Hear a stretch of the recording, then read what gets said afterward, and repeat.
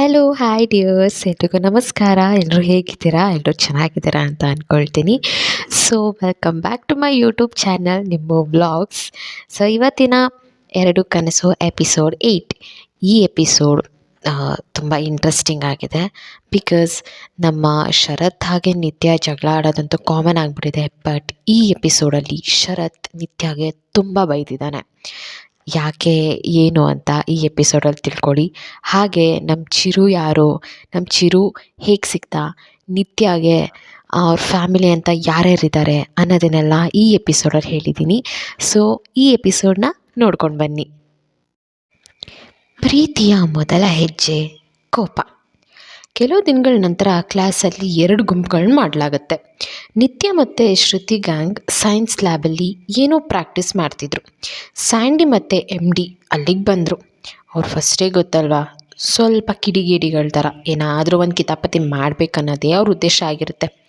ನಿತ್ಯ ಅರಿವಿಗೆ ಬಾರದಿರೋ ಹಾಗೆ ಶ್ರುತಿ ಪಕ್ಕದಲ್ಲಿಟ್ಟ ಕೆಮಿಕಲ್ನ ಚೇಂಜ್ ಮಾಡಿದ್ರು. ಅದ್ರ ಬದಲಿಗೆ ಬ್ಲಾಸ್ಟ್ ಆಗೋ ಥರ ಆ್ಯಸಿಡ್ ಇಡ್ತಾರೆ. ಪಾಪ ಎರಡೂ ಒಂದೇ ಥರ ಇರೋದ್ರಿಂದ ಶ್ರುತಿ ಕೆಮಿಕಲ್ ಅಂದ್ಕೊಂಡು ಅದನ್ನ ಪ್ರಯೋಗಿಸೇ ಬಿಡ್ತಾಳೆ. ಆ ಆ್ಯಸಿಡ್ ಬೇರೆ ತುಂಬ ಸ್ಟ್ರಾಂಗ್ ಇರೋದ್ರಿಂದ ಹೊಗೆ ಬಿಡ್ತಾ ಸಿಡಿಯೋದಕ್ಕೆ ಸ್ಟಾರ್ಟ್ ಮಾಡಿಬಿಡುತ್ತೆ. ನಿತ್ಯ ನಮ್ಮ ಶ್ರುತಿನ ಕಾಪಾಡಬೇಕು ಅಂತ ಸಡನ್ನಾಗಿ ಶ್ರುತಿನ ಅವಳ ಕಡೆ ಹೇಳ್ಕೊತಾಳೆ. ಅದು ಜೋರಾಗಿ ಬ್ಲಾಸ್ಟ್ ಆಗೋದಕ್ಕೆ ಸ್ಟಾರ್ಟ್ ಆಗುತ್ತೆ. ಎಲ್ಲರೂ ಅಲ್ಲಿಂದ ಹೊರಗೆ ಓಡೋಗ್ಬಿಡ್ತಾರೆ. ನಿತ್ಯ ಶ್ರುತಿನ ತಳ್ಳಿ ಅವಳ ಮುಂದೆ ಹೋಗೋದಕ್ಕೆ ರೆಡಿ ಆಗ್ತಾಳೆ. ಬಟ್ ಅವಳ ಮುಂದೆನೇ ಕೆಲವು ಥಿಂಗ್ಸ್ ಎಲ್ಲ ಹೊಡೆದೋಗೋದಕ್ಕೆ ಸ್ಟಾರ್ಟ್ ಆಗುತ್ತೆ. ನಿತ್ಯ ಅದರಿಂದ ತಪ್ಪಿಸ್ಕೊಳ್ಳೋಕ್ಕೆ ಅಲ್ಲೇ ಮೂಲೆಯಲ್ಲಿ ಹೋಗಿ ಸಿಕ್ಕಾಕೊಂಡ್ಬಿಡ್ತಾಳೆ. ಇವಾಗ ಏನು ಮಾಡ್ತಾಳೆ ಪಾಪ. ಸ್ಯಾಂಡಿ ಮತ್ತು MD ಇವರೇ ಕಿಡಿಗೇಡಿಗಳು ಹೋಗ್ಬಿಟ್ಟು ಸ್ಟಾಫ್ ರೂಮಲ್ಲಿ ಅವ್ರು ಏನೂ ಮಾಡೇ ಇಲ್ಲ, ಎಲ್ಲ ಯಾರಿಂದನೂ ಆಗಿಬಿಟ್ಟಿದೆ ಅನ್ನೋ ಥರ ಸ್ಟಾಫ್ ರೂಮಲ್ಲಿ ಹೋಗ್ಬಿಟ್ಟು ಸರ್ ಬೇಗ ಬನ್ನಿ, ಸೈನ್ಸ್ ಲ್ಯಾಬ್ ಬ್ಲಾಸ್ಟ್ ಆಗ್ತಿದೆ ಅಂದರು.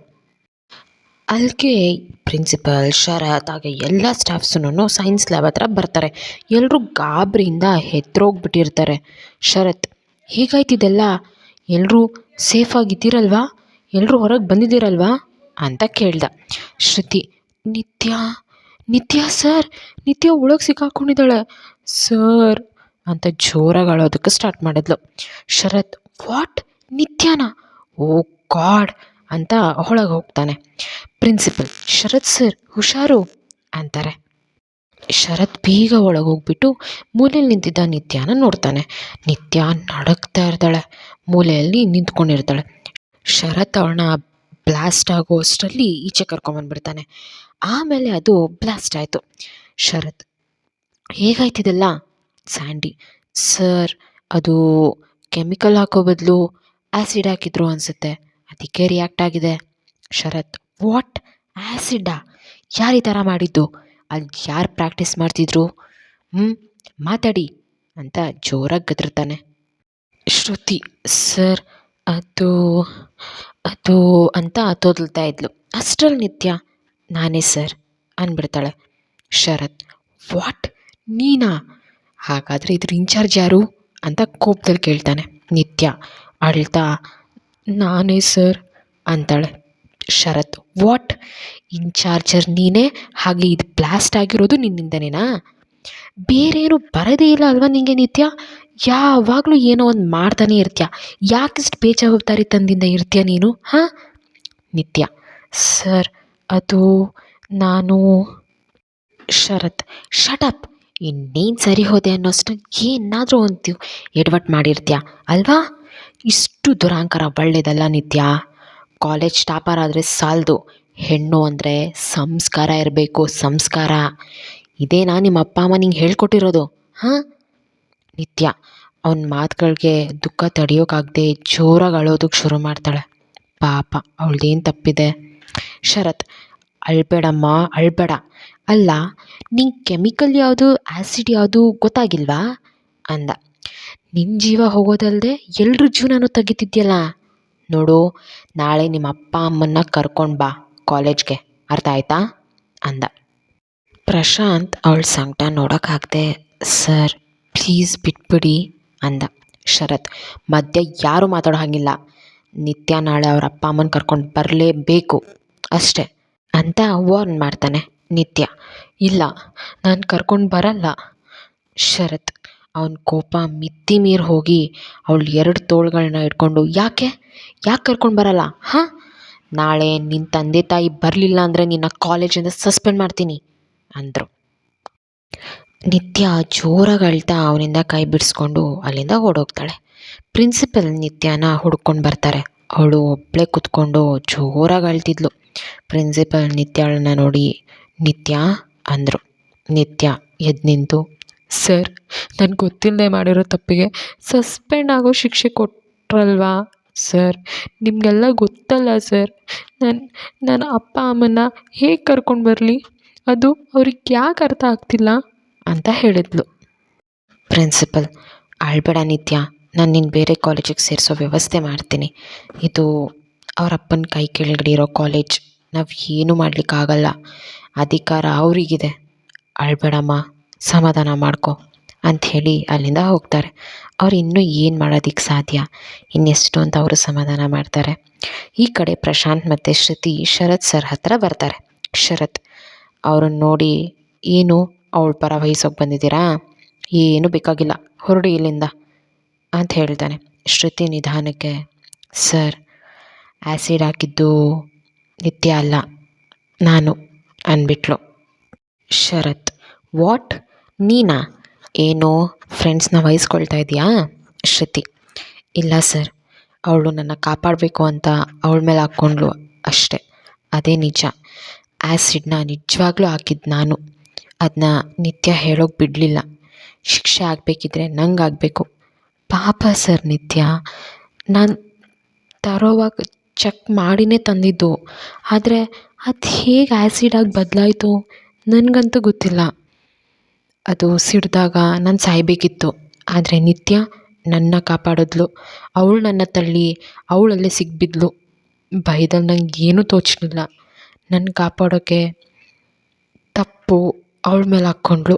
ಯಾಕಂದರೆ ಅವಳು ನಿಮ್ಮ ಜೊತೆ ಯಾವಾಗಲೂ ಜಗಳ ಆಡಿದ್ರೆ ನೀವು ಇವತ್ತು ಬಿಹೇವ್ ಮಾಡೋ ಹಾಗೆ ಯಾವತ್ತೂ ಬಿಹೇವ್ ಮಾಡಲ್ಲ ಅಂದ್ಕೊಂಡು, ಆದರೆ ನೀವು ಯಾಕೆ ಸರ್ ಇವತ್ತು ಈ ಥರ ಬಿಹೇವ್ ಮಾಡಿದ್ರಿ, ಇಷ್ಟು ಕ್ರಿಯಲ್ ಆಗಿ?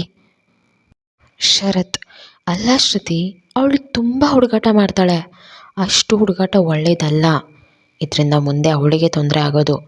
ನಾಳೆ ಅವ್ರ ಅಪ್ಪ ಅಮ್ಮ ಬರ್ತಾರಲ್ಲ, ಸೊ ಅವ್ರ ಹತ್ರ ಮಾತಾಡಿದ್ರೆ ಸರಿ ಹೋಗುತ್ತೆ ಬಿಡು. ಶ್ರುತಿ, ಅಲ್ಲಿ ಸರ್ ಪ್ರಾಬ್ಲಮ್ ಆಗಿರೋದು. ಇಲ್ಲದೆ ಇರೋ ತಂದೆ ತಾಯಿನ ಎಲ್ಲಿಂದ ಕರ್ಕೊಂಡು ಬರ್ತಾಳೆ ಅವಳು ಹೇಳಿ? ಶರತ್ ಶಾಕಿಂದ, ಶ್ರುತಿ, ನೀನು ಏನು ಹೇಳ್ತಿದ್ಯಾ, ಅಪ್ಪ ಅಮ್ಮ ಇಲ್ವಾ ಅಂತ ಕೇಳ್ದ. ಶ್ರುತಿ ಶಾಕ್ ಆಯ್ತಾ ಸರ್? ಹೌದು, ಅವಳಿಗೆ ಅಪ್ಪ ಅಮ್ಮ ತನ್ನವರು ಅಂತ ಯಾರೂ ಇಲ್ಲ ಅಂದ್ಲು. ಇರೋದು ಒಂದೇ ಮಗು, ಆದರೆ ಅದು ಅವಳ್ದಲ್ಲ. ನಮ್ಮ ಪ್ರಶಾಂತ್ ಹಾಗೆ ಶರತ್ ಇಬ್ಬರು ಕೂಡ ಶಾಕ್ ಆಗ್ತಾರೆ. ಪ್ರಶಾಂತ್, ವಾಟ್, ಸ್ವಂತದ ಅಲ್ವಾ, ಹಾಗಾದರೆ ಏನು ನಡೀತಾ ಇದೆ ಇಲ್ಲಿ ಅಂತ ಅಂದ್ಕೊಂಡ. ಶರತ್, ನಿತ್ಯಗೆ ಮಗುನಾ, ಅದು ಸ್ವಂತದಲ್ವಾ, ಅಂದರೆ ಏನು ಅರ್ಥ ಶ್ರುತಿ? ಶ್ರುತಿ, ಹೌದು ಸರ್, ಅವಳದು ಅಂತ ಇರೋದು ಆ ಮಗು ಒಂದೇ, ಅದು ಒಂದೇ ಅವಳ ಪಾಲಿಗೆ ದೇವ್ರು ಕೊಟ್ಟ ವರ, ಅದೇ ಅವಳಿಗೆಲ್ಲ. 5 ವರ್ಷ ಆ ಮಗುಗೆ.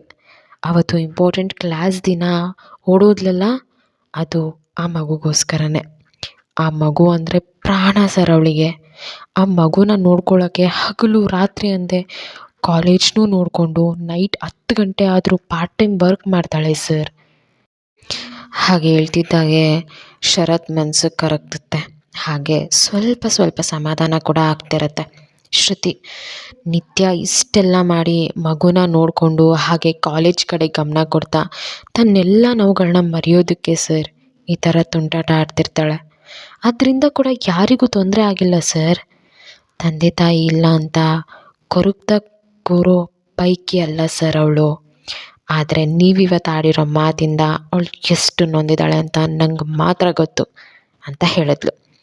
ಫಸ್ಟ್ ಟೈಮ್ ನಿಮ್ಮ ಮೇಲೆ ಬೇಜಾರಾಗ್ತಿದೆ ಸರ್, ಛೇ ಅಂತ ಹೇಳಿ ಅಲ್ಲಿಂದ ಹೋಗ್ತಾಳೆ.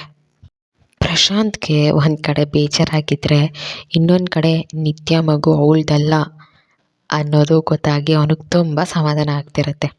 ಇಬ್ಬರು ನಿತ್ಯನ ಹುಡ್ಕೊಂಡು ಹೋಗ್ತಾರೆ. ಶರತ್ ಕೂಡ ಪಶ್ಚಾತ್ತಾಪದಿಂದ ನಿತ್ಯನ ಹೊಡ್ಕೊಂಡು ಹೋಗ್ತಾನೆ. ಶ್ರುತಿ ನಿತ್ಯ ಕುಳಿತಿರೋ ಹತ್ರ ಬರ್ತಾಳೆ. ನಿತ್ಯ ಪಾಪ ಇನ್ನೂ ಅಳ್ತಾನೆ ಇರ್ತಾಳೆ.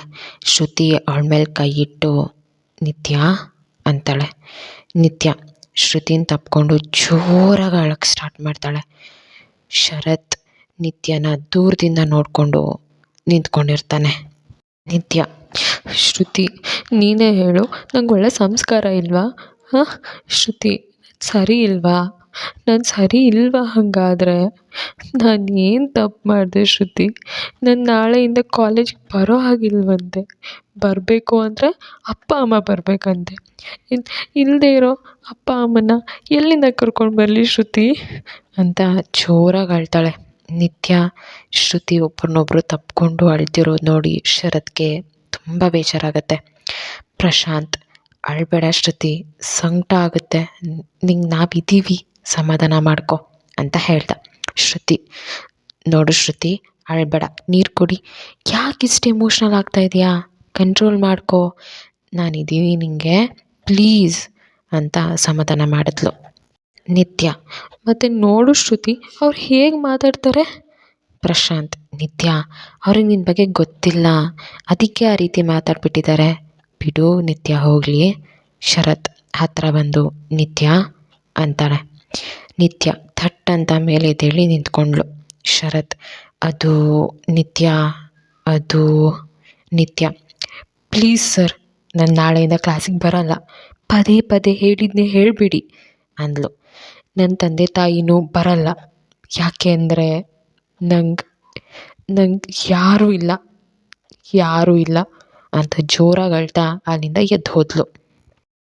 ಶ್ರುತಿ, ನಿತ್ಯ ಅಂತ ಕೂಗ್ತಾಳೆ. ಸರ್, ಅವಳು ತುಂಬ ದುಃಖದಲ್ಲಿದ್ದಾಳೆ, ನಾನು ಅವಳಿಗೆ ಸಮಾಧಾನ ಮಾಡ್ತೀನಿ ಅಂತ ಅವಳು ಹೋದ್ಲು. ರಾತ್ರಿ ಆಗುತ್ತೆ. ನಿತ್ಯ ಇನ್ನೂ ಡಲ್ಲಾಗಿ ಕೂತಿರ್ತಾಳೆ. ಚಿರು, ನಿತ್ಯ ಡಾರ್ಲಿಂಗ್, ಯಾಕೆ ಸಪ್ಪಗಿದ್ಯಾ? ನಿತ್ಯ, ಹಾಗೇನಿಲ್ಲ ಪುಟ್ಟ. ಚಿರು, ಹಾಗಾದರೆ ನಮ್ಮ ಡಾರ್ಲಿಂಗ್ಗೆ ಇನ್ನೂ ಹೊಟ್ಟೆ ಹಸ್ತಿಲ್ವಾ? ನಿತ್ಯ, ಓ, ನಿಂಗೆ ಹೊಟ್ಟೆ ಹಸಿತಿದೆಯಾ? 5 ಮಿನಿಟ್ಸ್ ಬಾ, ಊಟ ರೆಡಿ ಮಾಡಿಬಿಡ್ತೀನಿ. ಶ್ರುತಿ, ಅದರ ಅವಶ್ಯಕತೆ ಇಲ್ಲ, ನಮ್ಮ ಚಿರುಗೆ ಊಟ ಬಂದಾಯಿತು. ನಿತ್ಯ, ಥ್ಯಾಂಕ್ ಯು ಶ್ರುತಿ. ಅದಕ್ಕೆ ನಮ್ಮ ಶ್ರುತಿ ಅಂದ್ಲು, ನೋಡ್ದೆ ಚಿರು, ಥ್ಯಾಂಕ್ ಯು ಹೇಳಿ ನನ್ನ ದುರ್ದೋಳು ಮಾಡ್ತಿದ್ದಾಳೆ, ಫ್ರೆಂಡ್ಶಿಪ್ ಬ್ರೇಕಪ್ ಆಗಿಬಿಡೋದು ಅಷ್ಟೇ ಇವಾಗ ಅಂದ್ಲು. ಶ್ರುತಿ ನಮ್ಮ ನಿತ್ಯಕ್ಕೆ ಬ್ಲ್ಯಾಕ್ ಮೇಲ್ ಮಾಡ್ತಿದ್ಲು. ನಿತ್ಯ, ಶ್ರುತಿ, ಸರಿ ಬನ್ನಿ, ತುಂಬ ಹೊಟ್ಟೆ ಹಸಿತಿದೆ, ಬನ್ನಿ ಊಟ ಮಾಡೋಣ ಅಂದ್ಲು. ನೀವು ಊಟ ಮಾಡಿಲ್ಲ ಅಂತ ನಂಗೆ ಗೊತ್ತು, ಬನ್ನಿ ಊಟ ಮಾಡೋಣ, ಅಮ್ಮ ಎಲ್ರಿಗೂ ಊಟ ಕಳಿಸಿದ್ದಾರೆ ಅಂತ ಹೇಳಿಬಿಟ್ಟು ಎಲ್ಲರೂ ಊಟ ಮಾಡಿದ್ರು. ಓಕೆ, ಎಪಿಸೋಡ್ ನೋಡ್ಕೊಂಡು ಬಂದ್ರಿ ಅಲ್ಲ. ಈ ಎಪಿಸೋಡಲ್ಲಿ ಶರತ್ ನಿತ್ಯಕ್ಕೆ ತುಂಬ ಬೈಬಿಟ್ನಪ್ಪ. ಆ ಕಿಡಿಗೇಡಿಗಳು ಮಾಡಿದ್ದಕ್ಕೆ ಅದು ಶರತ್ಗೂ ಗೊತ್ತಿಲ್ಲ, ಬಟ್ ನಿತ್ಯಗೆ ಅಷ್ಟೆಲ್ಲ ಬೈಬಾರ್ದಿತ್ತು. ಸಂಸ್ಕಾರ ಇಲ್ವಾ ಅಷ್ಟೆಲ್ಲ ಬೈಬಾರ್ದಿತ್ತು. ತುಂಬ ಬೇಜಾರಾಗೋಯ್ತು ನನಗಂತೂ. ಓಕೆ, ನಿಮಗೆ ಶರತ್ ಬೈದಿದ್ದು ನಿಮ್ಗೆ ಹೇಗೆ ಅನಿಸ್ತು ಅಂತ ಕಮೆಂಟ್ ಮಾಡಿ ಹೇಳಿ. ಹಾಗೆ ಇವಾಗ ನಮ್ಮ ನಿತ್ಯ ಅವ್ರು ಬೈದಿರೋದಕ್ಕೆ ನೆಕ್ಸ್ಟ್ ಡೇ ಕಾಲೇಜಿಗೆ ಹೋಗ್ತಾಳಾ ಇಲ್ವಾ? ಶರತ್ ಸಾರಿ ಕೇಳ್ತಾನ ಇಲ್ಲ? ನಮ್ಮ ನಿತ್ಯ ಏನು ಮಾಡ್ತಾಳೆ? ಶರತ್ ಹಾಗೆ ಅವಳು ಒಂದಾಗ್ತಾರಾ ಅನ್ನೋದನ್ನು ನಾವು ನೆಕ್ಸ್ಟ್ ಎಪಿಸೋಡಲ್ಲಿ ತಿಳ್ಕೊಳ್ಳೋಣ. ಅಲ್ಲಿ ತನಕ ನೋಡ್ತಾ ಇರಿ ನಿಮ್ಮ ವ್ಲಾಗ್ಸ್ ಅಂತ ಹೇಳ್ತಾ, ಮತ್ತೆ ಆದಷ್ಟು ಬೇಗ ಇನ್ನೊಂದು ಎಪಿಸೋಡನ್ನ ತೊಗೊಂಡು ನಿಮ್ಮ ಮುಂದೆ ಬರ್ತೀನಿ. Love you, bye.